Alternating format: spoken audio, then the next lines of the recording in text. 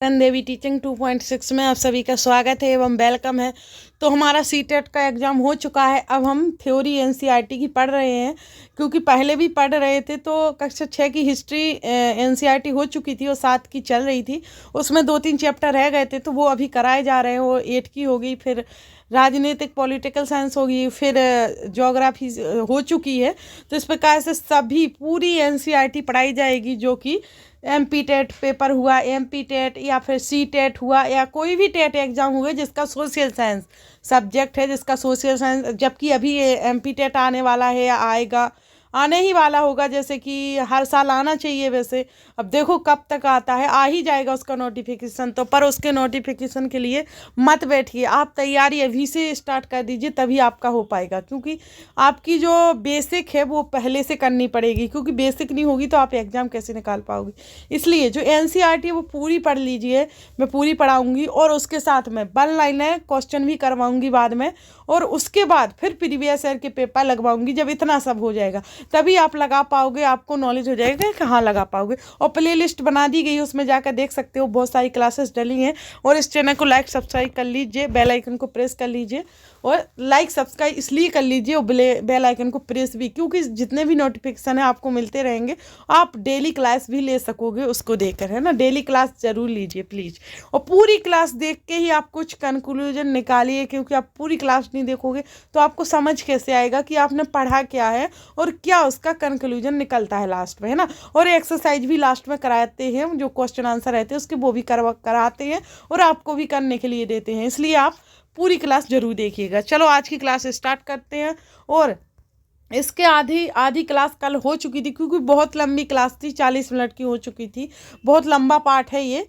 तो अब उसमें से जो आधा पार्ट बचा था वो उसको आज स्टार्ट करते हैं, क्योंकि लंबी हो जाती है और फिर आप बोरिंग हो जाते, क्योंकि एनसीईआरटी है, इसको पढ़ना इतना मतलब बोरिंग हो जाता फिर बहुत ज़्यादा पढ़ो तो। इसलिए नॉर्मल नॉर्मल जो आपको समझ आता जाए अच्छे से पढ़ते जाएंगे। हमने पढ़ा था ईश्वर के अनुराग। तो ईश्वर के अनुराग में हमने कौन कौन से पॉइंट कल कर लिए थे।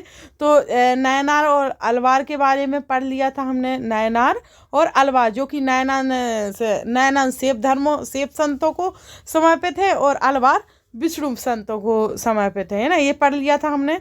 और इनमें नयनार और अलवार के बारे में पढ़ा था कि इसमें 63 नयनार हैं और 12 अलवार हैं। इस सब के बारे में भी पढ़ा था।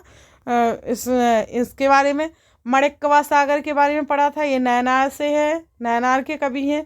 और भक्ति इन सब के बारे में बसवन्ना के बारे में पढ़ा था, जो कि तमिल से है। एवं शंकर किसके दर्शन भक्ति, तो ये शंकर अद्वैतवाद, तो ये केरल से हैं।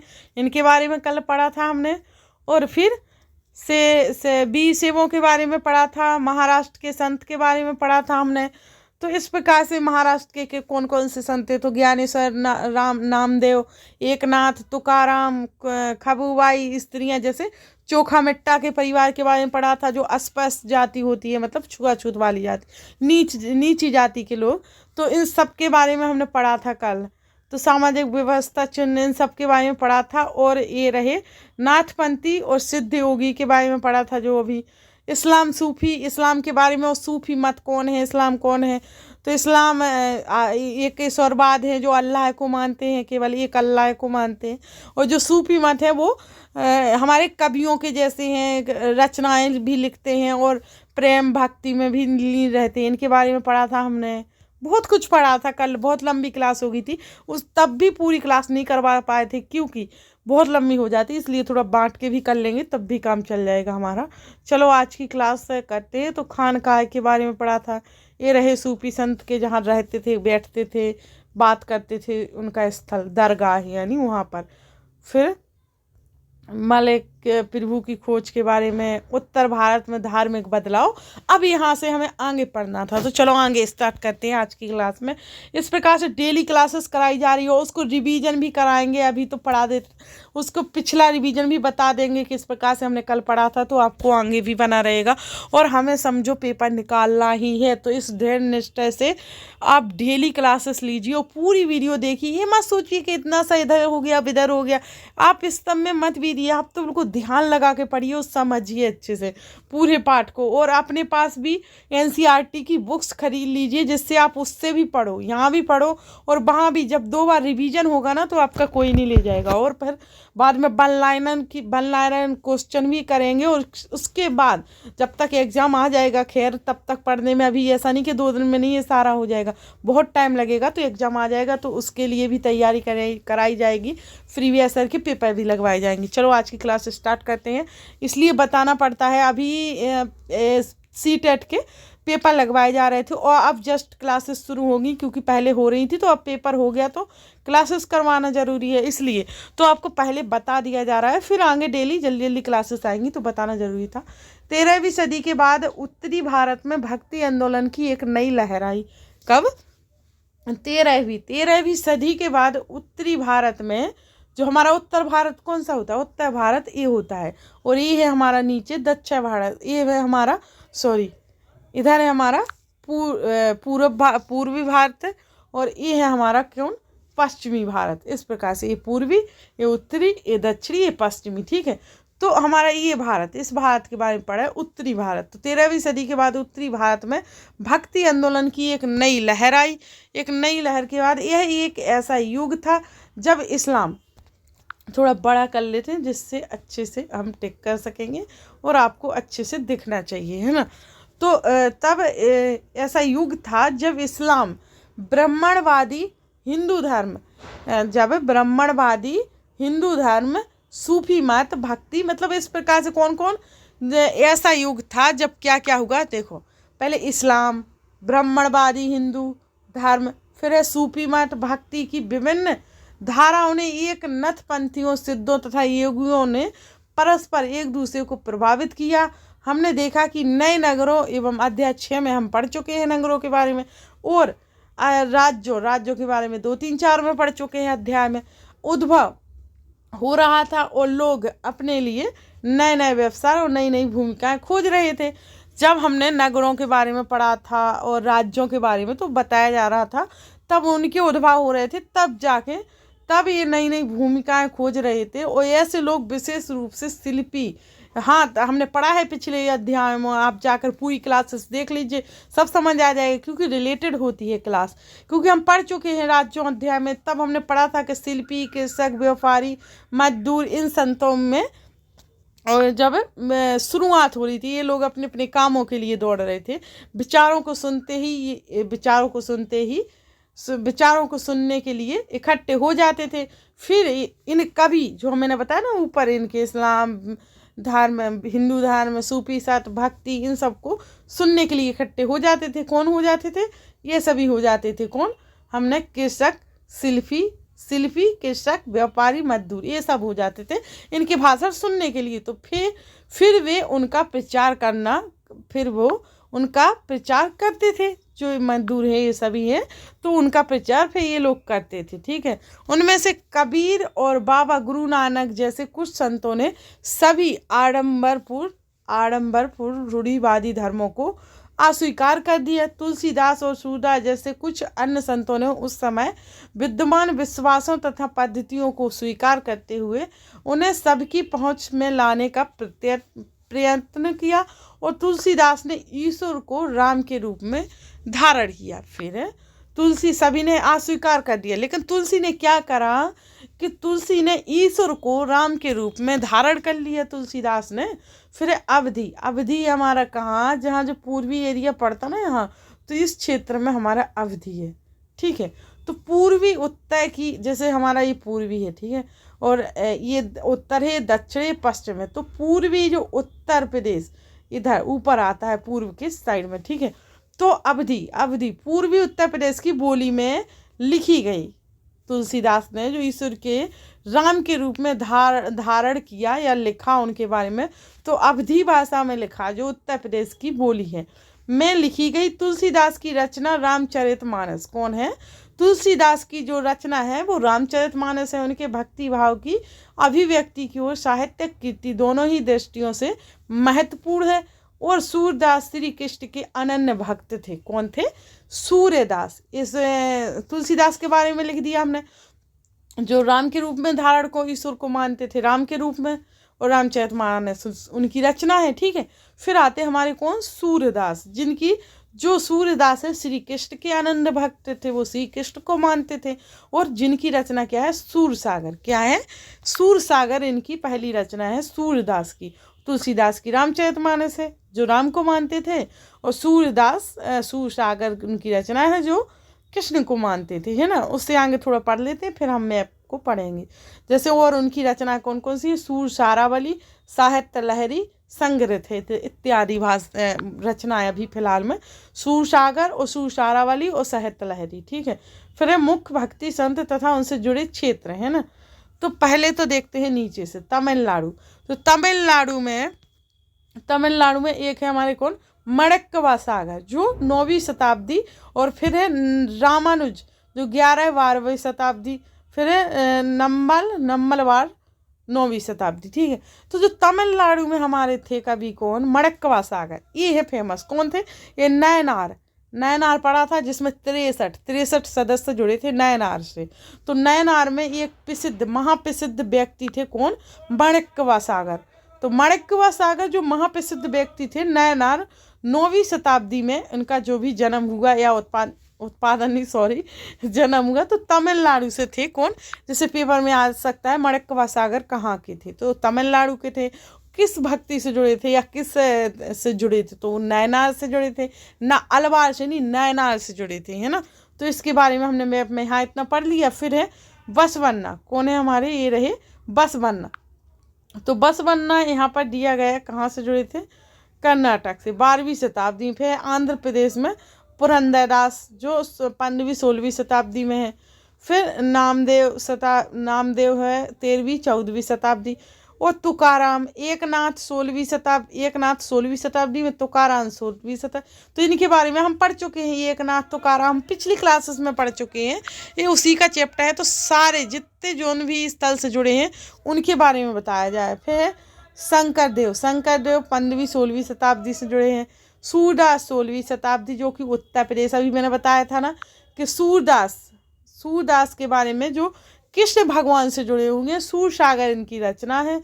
और फिर कौन है, दादू 16वीं-17वीं शताब्दी, मीराबाई 16वीं शताब्दी, जो पढ़ चुके हैं। और आप पिछली क्लासेस देख लीजिए जाके, जो नहीं अभी पढ़ा है इनमें से, तो वो आगे पढ़ेंगे हम।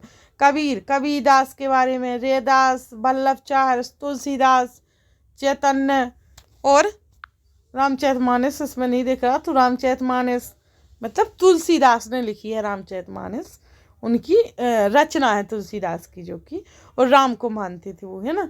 फिर अब आगे बढ़ते हैं। अब हम आगे है बता दिया कि सूरदास की सूरसागरवली, सूरसागर और साहित्य लहरी, ये उनकी रचना है, उनके भक्ति भाव को अभिव्यक्त करती हैं। असम के शंकरदेव, कौन, असम के शंकरदेव परवर्ती 15वीं शताब्दी, जो इन्हीं के समकालीन थे, है ना।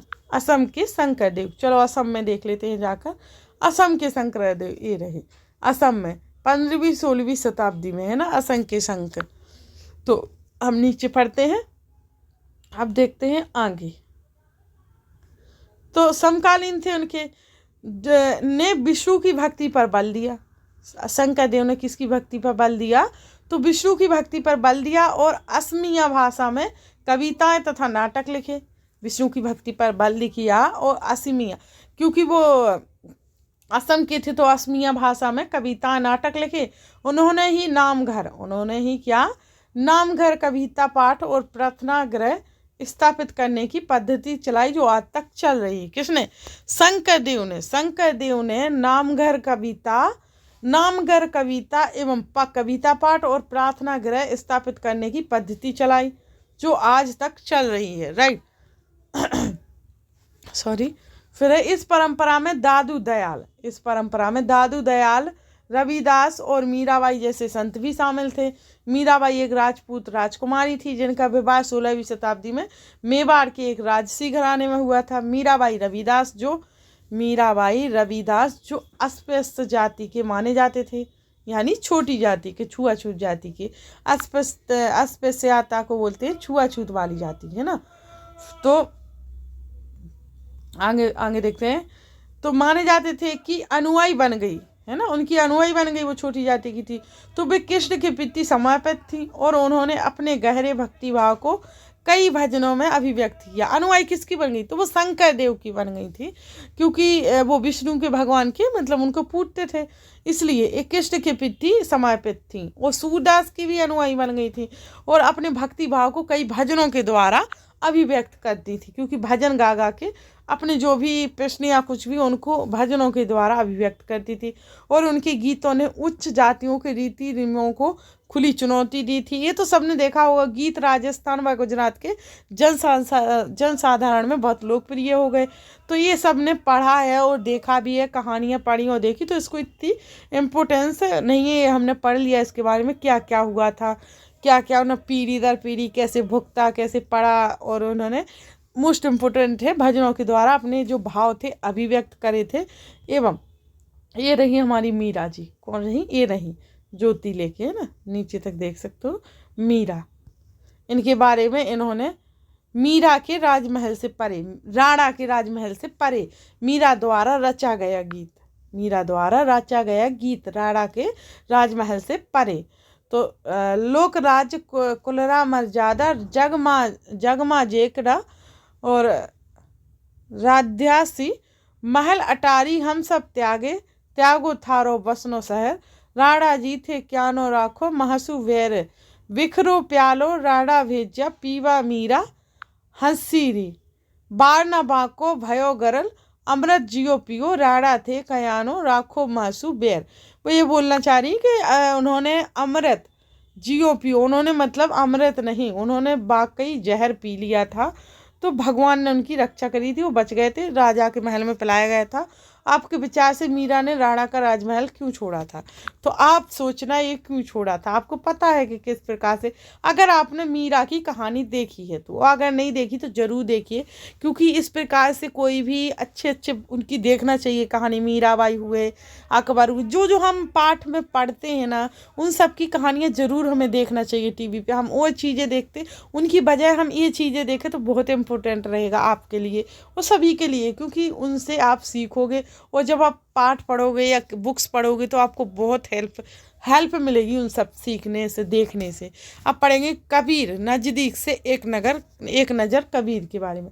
तो कबीर संभवतः 15वीं-16वीं सदी में हुए थे और अत्यधिक प्रभावशाली संत थे। उनका पालन पोषण बनारस में या उसके आसपास के एक मुसलमान जुलाहा यानी बुनकर परिवार में हुआ था। और उनके जीवन के बारे में हमारे पास बहुत कम विश्वसनीय जानकारी मिली, इसलिए कुछ ज़्यादा जानकारी नहीं मिली कबीर के बारे में। एवं इनमें से कुछ भजन गुरु ग्रंथ साहब पंचवाड़ी और बीजक में संग्रहित एवं सुरक्षित हैं।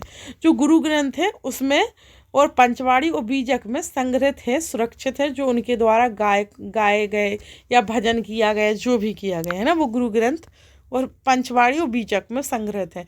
सच्चे प्रभु की खोज में, सच्चे प्रभु की खोज में कबीर की एक रचना। ये रहे हमारे कबीर, ये है हमारे कबीर जी। फिर आगे देखते हैं कबीर के बारे में। तो उन्होंने ये कहानी लिखी थी, ये भजन या कुछ भी मान लो गाते थे। तो जैसे एक नीचे वाला एक जो दोहा पढ़ लेते, एक ही माही समान पूर्वी दिशा हरि का बसा, पश्चिम अलह मुकामा दिल ही खोजी दिले भीतरी, इहा राम रहीमाना। तो उन्होंने राम के बारे में रहीम अपना नाम डाला यहाँ रहमाना। तो जैसे कि इसलिए पढ़ रहे हैं, जो कविताएं हैं जो इन्होंने लिखी हैं, तो पेपर में इनकी कविताएं आ जाती हैं, फिर आपको ढूंढना पड़ता है किसकी कविता किसने लिखी। तो उसमें आप थोड़े थोड़े कुछ उनके ऐसे चीज़ें डली रहती जिससे आप समझ सकते हो। खोजी दिले भीतरी यानी भगवान को वो खोज रहे थे, तो इससे समझ सकते हो। और राम रहीमाना, तो रहीम तो वैसे ही रहीम आ गया। तो कबीर ने जो भी दोहे गाए या कुछ भी लिखा उसमें रहीम ज़्यादा आया है और कबीर चा कम आया, कबीरा भी आया है बहुत से में। तो इस प्रकार से आप समझ सकते हैं इन दोहों में दिए गए विचार किस रूप में। या जलालुद्दीन रूसी कबीर के उपदेश। अब आगे पढ़ते हैं, अभी कबीर के बारे में और भी पढ़ना है। कबीर के उपदेश प्रमुख धार्मिक परंपराओं की पूर्ण एवं प्रचंड अस्वीकृति पर आधारित थे। थोड़ा बड़ा कर लेते जिससे अच्छे से देखा। उनके उपदेशों में ब्राह्मणवादी हिंदू धर्म और इस्लाम दोनों की बाह्य आडंबर पूजा के सभी रूपों का मजाक उड़ाया गया है। किनके? कबीर के। और उनके काव्य की भाषा बोलचाल की हिंदी थी। मोस्ट इम्पोर्टेंट, उनके काव्य की भाषा की बोलचाल हिंदी थी। फिर है कबीर।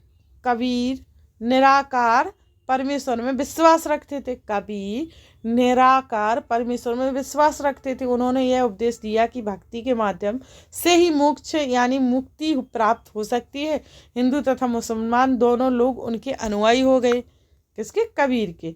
फिर है बाबा गुरु नानक। नज़दीक से देखेंगे बाबा गुरु नानक के बारे में। तो देखते हैं बाबा गुरु नानक के बारे में। तो कबीर की उपेक्षा बाबा गुरु नानक 1469 से 1539 के बारे में हम कहीं अधिक जानते हैं।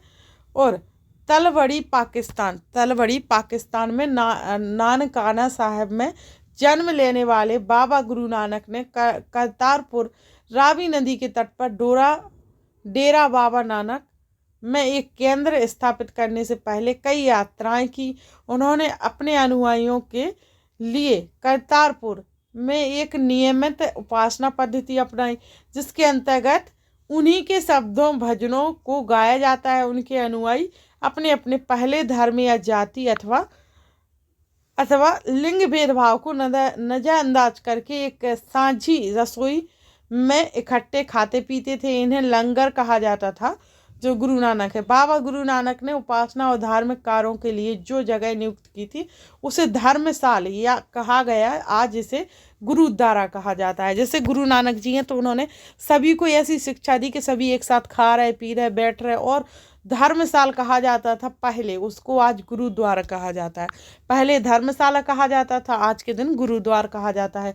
जैसे कि उनके चित्र के द्वारा इधर दर्शाया गया है। ये बैठे गुरु नानक जी, जो उनकी जीवन जब वो बीच की आयु होगी, युवक होंगे, तब इस टाइम पे उनकी ऐसे थी गुरु नानक जी। फिर 1539 में अपनी मृत्यु के पूर्व बाबा गुरु नानक ने एक अनुयायी को अपना उत्तराधिकारी चुना। एक जो उनका अनुयायी होगा, तो 1539 की मृत्यु के बाद उन्होंने अपना उत्तराधिकारी चुन लिया उसको। इनका नाम लहड़ा था। क्या था? उत्तराधिकारी का नाम लहड़ा था। लेकिन ये गुरु अंगद के नाम से जाने गए। गुरु अंगद नाम का महत्व यह भी था कि गुरु अंगद बाबा गुरु नानक के ही अंग माने गए। गुरु अंगद ने बाबा गुरु नानक की रचनाओं का संग्रह किया। और ये है हमारी का गुरु ग्रंथ साहब की एक आरंभिक पांडुलिपि। जो गुरु ग्रंथ की एक पांडुलिपि थी, इस प्रकार से थी। फिर है गुरु नानक की रचनाओं का संग्रह किया। ठीक है। फिर है गुरु अंगद ने उस संग्रह में अपनी कीर्तियाँ भी जोड़ दी। संग्रह में एक नई लिपि गुरुमुखी में लिखा गया था। गुरु अंगद के 3 उत्तराधिकारियों ने भी अपनी रचना नानक के नाम से लिखी। इन सभी का संग्रह गुरु अर्जन ने 1604 में किया। इस संग्रह में शेख फरीद, संत कबीर, भगत रामदेव और गुरु तेग बहादुर जैसे सूफियों, संतों और गुरुओं की बाणी जोड़ी गई। और 1706 में इस बृहद संग्रह को गुरु तेग बहादुर के पुत्र व उत्तराधिकारी गुरु गोविंद सिंह ने प्रमाणित किया। आज इस संग्रह को सिखों के पवित्र ग्रंथ यानी गुरु ग्रंथ साहब के नाम से जाना जाता है। ठीक है।